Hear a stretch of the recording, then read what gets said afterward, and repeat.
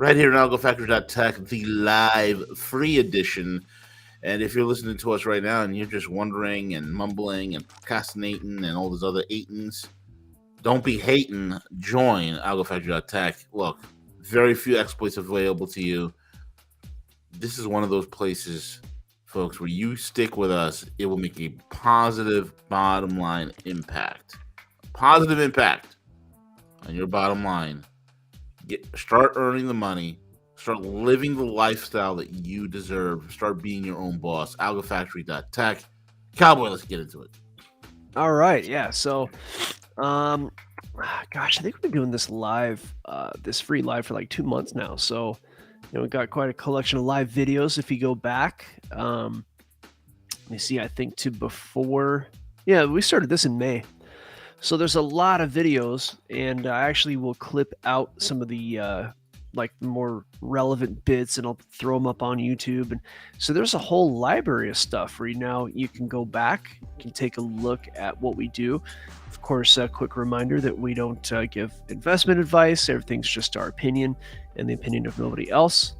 But we help to create traders, right? So we help people who are interested in learning how to trade. And then we help them build trading algorithms, which at first will just be a manual trading method like anybody else. That's all an algorithm is. It's just, if these conditions line up, then you take these actions. It isn't anything terribly special. Just about anybody with a certain level of math can do it. And I mean math like algebra, stuff like that. You don't have to be a math genius.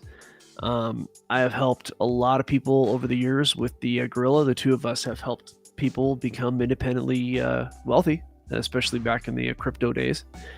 And this is a skill that you can take with you, because you think about it. If markets somehow disappeared, like if there is the inability to trade markets, we basically would be living in caves. That's just how that is. I mean, we are under the impression that a lot of what's going on is a grift. Whoever's running things tends to be grifters. It's just what they are. It's kind of what it's always been. You go back to feudal times, you go back to empires, and the people on top are generally stealing from the poor people. I mean, that's just how it's always worked. And now the way to do that in modern times, in the last 100, 200, 300 years, has been through markets, right?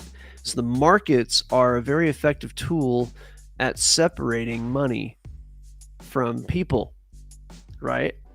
Yeah. So what we do is we help people become sort of on the winning side of that separation. Because if you're patient and you have a method and you do it scientifically, you can be the one to separate others from their money. And that market, that's going to be true outside of the stock market or any of these other markets that we trade online, like the Forex, crypto. That's a kind of market. But there's plenty of markets. There's farmers markets, there's supermarkets, anytime there's any transaction going on anywhere, there's somebody who's winning. Now, oftentimes there are two people who win in a transaction, and that's how wealth is created, right? So you have somebody who has a skill and they make chairs. And so what they do is they take, $10 in materials and they make $500 in chairs. And somebody buys those chairs for $500. And the person who bought the chair for $500 has a different skill that they use to gather their capital. And the chair maker wins and the chair buyer wins. So not all transactions are going to be separating somebody from their money. As a matter of fact, even in, say, the stock market, somebody buys a stock at $20, sells it at $100. That person makes $80. The person who bought it at $100 eventually sells it at $1,000, and they make $100. And then the person who owns it then may not even sell it. Maybe they'll borrow against it. So it just goes round and round and round. And this is a story of wealth creation. And at this point, whether it's creation or extraction, everything is happening in the market. And I don't think that's going away anytime soon. What does go away are certain kinds of jobs. You're going to lose a lot of jobs to automation. You're going to lose a lot of jobs to, I don't know, it might be that you live in a climate where you can't say certain things politically. And then you lose your job because you said something bad about somebody's hair color. I mean, it's, we're in a time when things like that can happen. And basically, this is not one of those situations. When you're on markets trading, they don't care what color you are. They don't care what sexual orientation you are. The markets don't care about anything. The markets only care about participation. So it doesn't matter if you're like, Antifa, or if you're, whatever, some kind of right-wing person or whatever. It doesn't matter. The markets will accept anybody. So playing in the markets is going to be a place where if you do have a methodology mapped out, a scientifically created methodology, then you can generate income from yourself. And if that ever went away, then the markets going away is not your biggest problem. If the markets went away, then we're probably all living in caves. So this is a great place to be. And we're here to help people navigate that. Over at www.algofactory.com. I actually threw the QR code up here now. You can just zap that with your phone. It'll take you over to our website. You can take a look over there. We explain on there what we do, but we are on this particular broadcast 5 days a week, Monday to Friday, 8:30 a.m. EST to 9. We're doing this for free for beginners, right? And we have beginners in our group, in our private group, as a matter of fact. And we kind of started this so they could ask questions. And we realized that, there's probably a lot of people out there who have similar questions. So we might as well open it up to the public. And for now, what's really cool is that we are small enough to where you can come on YouTube and ask questions. We got Valley Girl actually right now saying good morning, good Freaky Friday to everyone out there in Neverland. Hey, what's up, Valley Girl? Thanks for coming on YouTube. Valley Girl is one of our private members, and what's really cool is that she is actually an example of a brand new trader who has no experience, who's working with us and has been with us from the start. So we're really happy that she has stuck with us. So and contributes in a big way. Valley Girl and others like her, their questions actually generate a lot of these shows, and their questions help each other out. So that's a big deal. And if you're brand new and you're embarrassed, even if you're on YouTube and not a private member, ask questions, because I guarantee you there's like a whole bunch of people out there who have the same questions as you do. So do not be shy. And if you're watching this after the fact, because we do get quite a few, we get a decent amount of views that are not during the live time, ask questions on there. I can be happy to, see the comments on YouTube. Again, we're small enough to where I can sift through those and get some questions on there. I also put the URL on the screen. You can see it, www.algofactory.tech. So roll over there, check us out. In the private group, we've got Gigi saying good morning, professors and fellow classmates. I think that's, we got Cool Cat on there. Cool Cat is one of the ones that's been with us since 2018, back before we were Algo Factory. We had a different outfit. And then we've got Robert. Look out, freaking Robert De Niro. So good morning to you. And we did have an exciting day. In fact, I got a message from V yesterday, and V's like, "Oh, the XRP lawsuit. The XRP won the lawsuit." So didn't I say that I predict that what's his name, Gensler, is going to be on his way out? Yeah, you did say that. Folks, this is all coordinated, okay? This is not an accident. All of a sudden, XRP gets greenlit, the third largest cryptocurrency on planet Earth, the soon to be the biggest cryptocurrency on planet Earth, an alternative to Swift, has just been greenlit. That means that every other crypto that Gensler can go after, he has to drop it. He can no longer say security, everything's a security. What? Can't say that anymore. This is huge. This is like I said, the guys in the boardroom, they're like looking at end of this year, going into next year, it's going to be brand new crypto highs. And Cowboy and I talked about it several times on this program and on Rogue. And it looks like that's what's about to happen. This is the biggest freaking news. I was in the middle of having lunch when I heard it. I was jumping up and down. One of my partners over at Amparo, he's in Brazil. He's like, "Hey man, look, here's the common sense prevails. And when I got the news, I was like, "Oh my god, man!" I was literally jumping up and down. It was the whole industry was popping champagne bottles yesterday. I kid you not. My phone was going off, alerting left and right. I was ecstatic. I was just brimming ear to ear. My wife was like, I was with the missus. She was ecstatic because she knew that this was a big thing that I was stressed out about for the last 3 years. This is a major victory and a kick in the balls to Gary. So I'm very happy, Cowboy. Well, actually, it's not a kick in the balls to Gary at all. I have to disagree with you there. But that's just because he got no balls. That's right. It's a kick in the something else, or a kick in the nothing. He's just, all he's got is a crotchal area. Yes. Just like there's nothing there, just skin. Yeah. So, but yeah, here's the article up on Cointelegraph. So, that tells you right there. So and it went up to, XRP went straight up to like 95 cents from 45 cents. It more than doubled within the space of like an hour or two.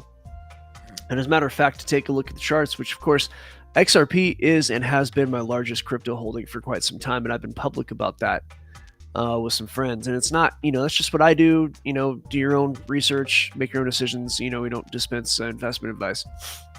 But I can tell you right now, what this chart looks like to me, it's pretty bullish. I mean, you're looking at, make sure this is proper. Give me 1 second. 108.30. Yeah, that is a problem. 108.648. All right, there we go. So I'm going to bring out the 2-hour chart. And I mean, that's just bullish as hell. These candles are so big that the candles before them all look flat. That's an amazing thing. That's on the 12-hour chart. It's like, that's huge. So I'll bring out the 3-day chart to give you perspective. So this, like all this action where the price kind of went really high right here, went up to like $2. That was the last bull market in all of crypto. So just to give you perspective, the next bull market is probably not supposed to happen until, I'm going to map this out. Okay, give me a second. So the last bull market started at the 2020 halving and went through to pretty much the 2021. It's like it topped out, Ripple wise, it topped out in April of 2021. All right. So that's pretty much the top of, as far as Ripple is concerned. I'm going to overlay Bitcoin because that's the actual, that's what we're going to use to measure the market. So let me overlay Bitcoin on this real quick.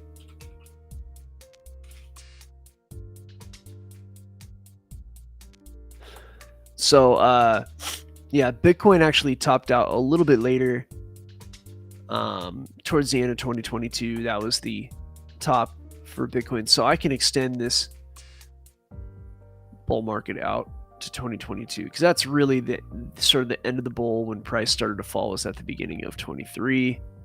I'm sorry, at the beginning of 22. Okay, so to remove Bitcoin, so that purple area that I just drew, that's basically the bull market, right? And it topped out in 2021 and sloughed off, and then of course now we're kind of in the bear. And the bull is not usually going to start in crypto until just after or near the halving, right? Price kind of tends to be very calm up until the halving, which is going to happen in 2024, way up here, probably around May, right around May sometime. And it'll probably go through 2025. And then at the end of 2025, that'll probably be the more or less the end of the bull. So like right there, that's probably going to be the next bull market. Now, how is price going to behave with Ripple during that time? Nobody knows. But if I were to map out what I think might happen, now this is the crazy thing about Ripple, and the gorilla is going to, comment on this in a little bit. But Ripple is a company that, like, the foundation has given away a lot of its Ripple to some pretty important people, important companies. The leadership over at Ripple is very well kind of dug in with like a lot of governments, a lot of institutional types around the world, the IMF, like Brad Garlinghouse and all that. I mean, their leadership attends like IMF meetings, and a lot of people think, and there's really no way to know. And we'll get the gorilla to comment on this. But basically, a lot of people think that Ripple might be used to settle major transactions around the world. Now, it might be like a large liquidity source. I know that right now, like Bank of America is using it. It's called ODL, on-demand liquidity, and so it's a liquidity solution. It's a very fast throughput. It's not a blockchain. Okay, so a lot of people don't like Ripple. It's like, oh, it's not a blockchain. It's what do you call it? It's a protocol. They can just make as much Ripple as they want. It's it's not deflationary. It's not this. It's not that. Okay, well, the dollar itself is not a blockchain.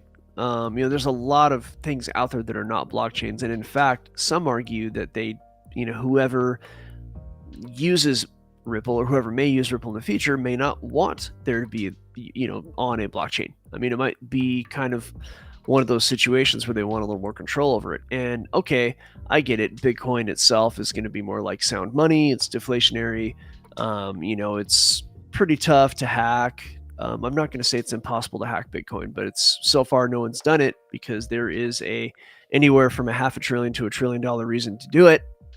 In fact, I think at the last market peak, I think Bitcoin's market cap was like $2 trillion. So, I think that Ripple itself, though, does have a chance, a very good chance at kind of having a big place in the financial future. But unless some major event happens, I think Ripple will calm down and perhaps, through the rest of the year, mellow out, and then maybe kind of start to head up. And around May, you might get a bit of a little action, calm back down, and then off to the races starting next year. Something like this. And how high will it go? Well, that's impossible to know.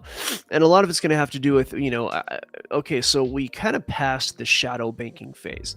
I'd have to find it because it's been a while since I've used it, but there's a picture I have of the WEF meeting from like last year or earlier this year, whenever it was, and they have a whiteboard and they're talking about crypto, and they're talking about how there was the shadow banking phase, which we're kind of in now, and it's kind of ending.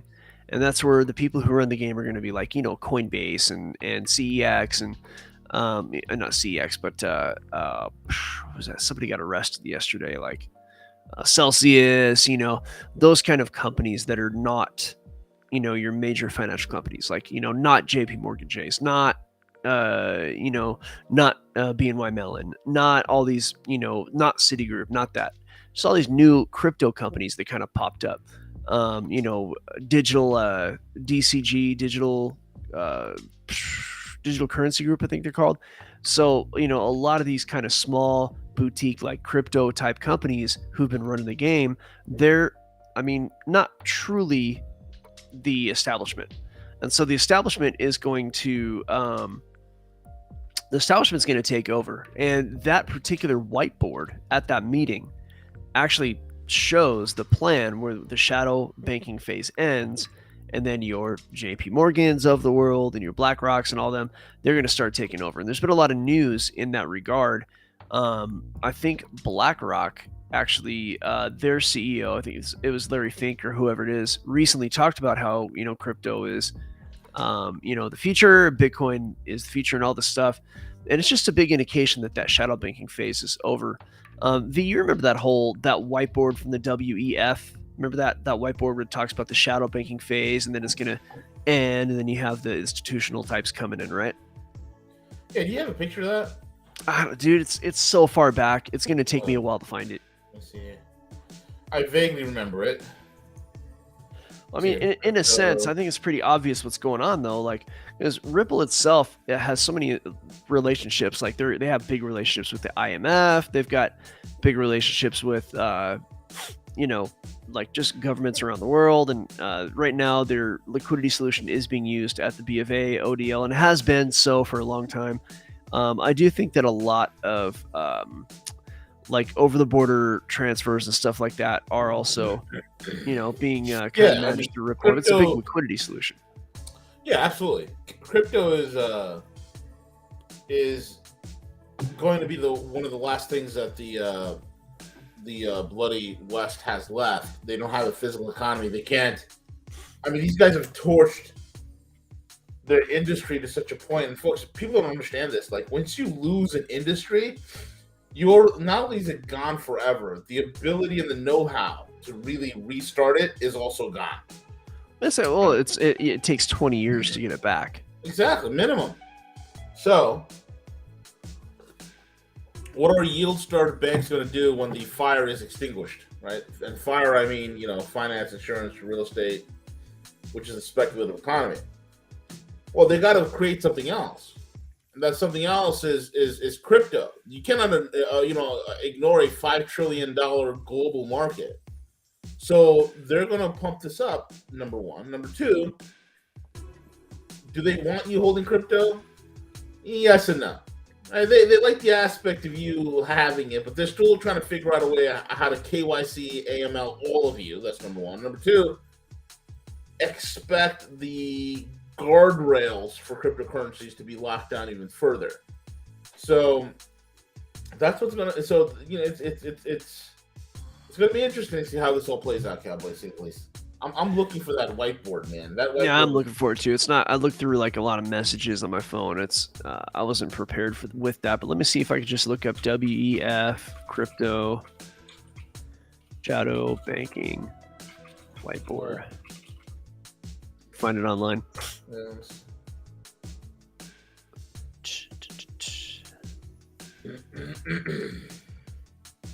Yeah, no. Oh, well, did you notice that the DuckDuckGo Brave search got really weak recently? Like, who runs DuckDuckGo?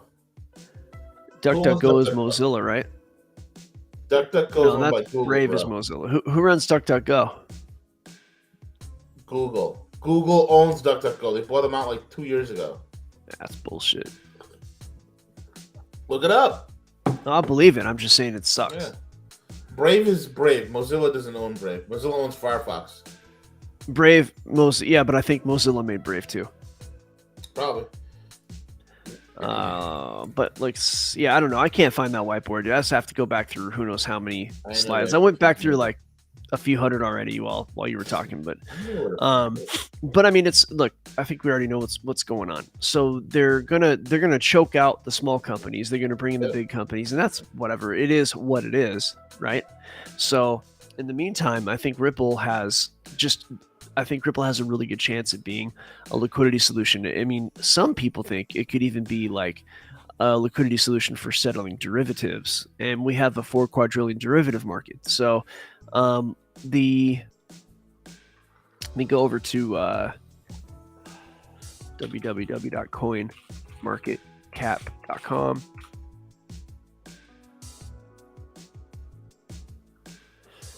We'll go over to Ripple XRP. Okay, so the circulating supply is 52 billion, right? And the max supply is 100 billion. It's not that big of a number in the scheme of things, right? So 50 billion is like, I mean, that the government's sneeze 50 billion. So Ray, okay, I'll see if I can find that on George Gammon's channel. Maybe he's got it. But if you wanted to settle derivatives and you wanted to use Ripple to be like 1/100th of the liquidity for that, it'd have to be worth like, $10. I mean, if you wanted it to be the whole solution, you're talking about like $1,000. So it's just, Ripple, if it's going to be used for something on that scale, is going to be worth a lot of money. It just is. It's up in 24 hours. It's up 63%. It's up to $77. It's crazy. So yeah, it's beautiful thing, especially for a guy that holds a fair amount of it, such as myself. So we'll go back through Gammon, see if I can find it. But in the meantime, we can look at the chart. I mean, I charted out, what I think will happen over the next, year. But let's take a different case, right? Let's take a look at what might happen short term, because right now Ripple is moving up and it's not slowing down. I mean, it may or may not slow down. Just put it that way. Some people look at this like it's a bull flag, and it may very well be. But I charted this on Twitter, actually, on the Algo Cowboy Twitter. And basically, to go from the bottom and the top of the impulse, such a wild impulse tends to come back down, unless there's more news. And it tends to come down to the 618, which is going to be right here. Tends to be the case. So a move back down to, say, 64 cents or even 57 cents. And then whatever bounce happens might be kind of temporary. So the real question is okay, this news with Ripple, is it enough to hold the price up? Or is price going to come back down to some kind of support based on prior price? Well, the 786 has support right here.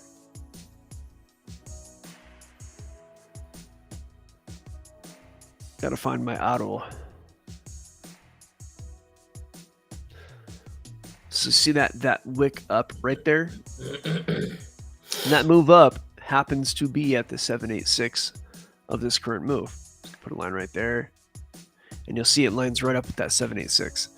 So, if you look at Ripple's price action over the last, 6 months, it's just been kind of ranging, right? So we can go to a 3-day time frame. You can see that Ripple has been kind of on an uptrend, sort of. It kept knocking its head up here on the 56 range. So it more or less created a sort of range. And that range is going to look like this. And we've charted this on this before. So it didn't really revisit the bottom, though. It kept getting higher and higher. And a lot of people are like, yeah, I think something's going on. I'm like, okay, well, look, if price breaks out, it breaks out. It did see some higher lows before it broke out. So, but until it breaks out, it hasn't broken out, right? That's how that works. Well, it's broken out. Now, the question is going to be, is it going to come back down and revisit the top of that? And that, I'm going to go back to lower time frame to demonstrate that. There's a decent chance that yesterday was a FOMO event. There's a lot of Ripple fanboys out there. The price could easily, it came down to the 382 yesterday and it bounced up, but it may go down to the 618, have a little bounce up, and then it may head down to the 786. And then what happens at 786? You might get a bounce, and then maybe just, some calm price action. I think what's going to interrupt that is going to be something like Truckface said right now. He said, hey, Ripple will IPO soon. Okay. I mean, I don't know what, what's Ripple Labs, Ripple itself. I mean, they're going to IPO. That's one thing, right? So Ripple Labs is one thing. Ripple, the currency, is another. So we got to kind of be careful about what we're talking about with IPOs and whether or not it's going to actually make a difference. But I do think that even if the IPO was not relative to XRP, I think we still would see a boost in Ripple, and it might even be the boost, right? So we'll see. I mean, with those kind of things, I don't get too excited. I let that kind of stuff roll out. But unless there is an event, say like a Ripple IPO or an announcement that, FedCoin is going to be based on Ripple, or some crazy announcement that really brings Ripple into the limelight of the establishment, I think that we'll see price settle down and probably hang out. I guess it may stay above this old support area, right? Because the price was compressed for quite some time. Now, most of the the market in crypto, the price has been compressed, and that just has to do with the 4-year cycle. So most crypto kind of had a compression in this area and a bit of an accumulation. But this news with Ripple, it really just depends on what level of adoption happens. And for Ripple to not kind of just settle down over the next couple months, for that not to happen, I think would require some kind of a major deal done with a major entity. So I don't know. I mean, V, do you have an opinion based on that? No, I mean, right now things are fast and fluid. I can't comment at the moment. I think I'll have more intel by. I'll wrap it up together for next Thursday. I mean, there are a few things I could say, but I want to hold off. There's some juice. It's too good. Gotcha. Looks like okay. So we got a new guy in the chat, and people in the chat are helping him out. This is we got some people helping each other out in the private chat. I'd like to see that. Yeah. That's the cool thing about our community. Let me see. It's 7 a.m. Okay, so we should have actually gone over to our private show by now. Oh, Jesus. Yeah, so that's all right. We get the free people get a little bit extra, like 5 minutes, not a big deal. But we're going to flip over. So, V, Gorilla, give us that Gorilla send-off. Hey, if you're listening to us free on YouTube, listen, hit that QR code, hit that link in the description box. Join algofactory.tech. The hell are you waiting for? Exclusive content, amazing growing community, and you're in the ground floor of something truly remarkable. Make a positive impact in your bottom line. Change your financial future. Trade your job. Upgrade your life. algofactory.tech. Let's go, cowboy.